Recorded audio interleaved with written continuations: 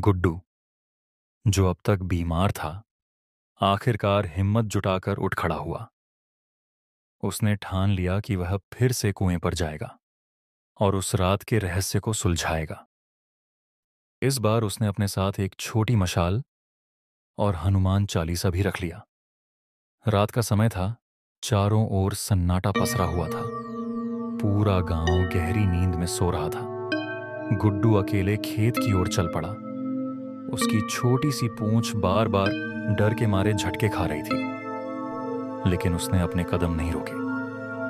कुएं के पास पहुंचते ही उसे वही अजीब सी आवाजें फिर से सुनाई दी। गुड्डू का दिल तेजी से धड़कने लगा।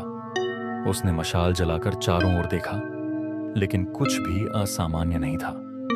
तभी कुएं के पास वही लड़का फिर से दिखाई दिया। गुड्डू ने कांपती आवाज में पूछा, तुम कौन हो और क्यों मुझे डराते हो? लड़के ने इस बार धीरे धीरे जवाब दिया, मैं मोहन हूं। कई साल पहले मैं इसी कुएं में गिर गया था। मेरी मौत को किसी ने गंभीरता से नहीं लिया और मैं अब भी इस जगह फंसा हुआ हूं। गुड्डू ने हैरानी से पूछा, तुम फंसे हुए क्यों हो?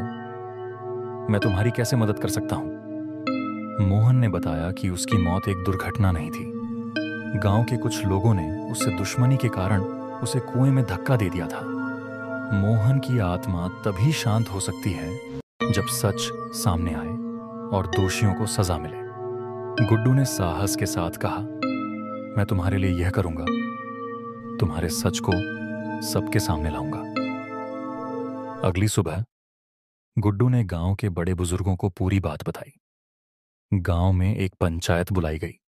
काफी खोजबीन और सबूतों के बाद दोषियों की पहचान हुई और उन्हें सजा दी गई।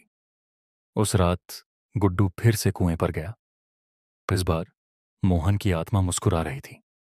उसने कहा, गुड्डू, तुम्हारे साहस के कारण मुझे शांति मिल रही है। अब मैं मुक्त हूं। मोहन की आत्मा धीरे धीरे प्रकाश में बदल गई और गायब हो गई। गुड्डू ने राहत की सांस ली।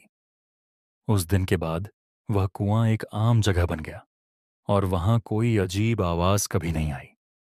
गुड्डू ने साबित कर दिया कि साहस और सच्चाई से बड़ा रहस्य भी सुलझाया जा सकता है।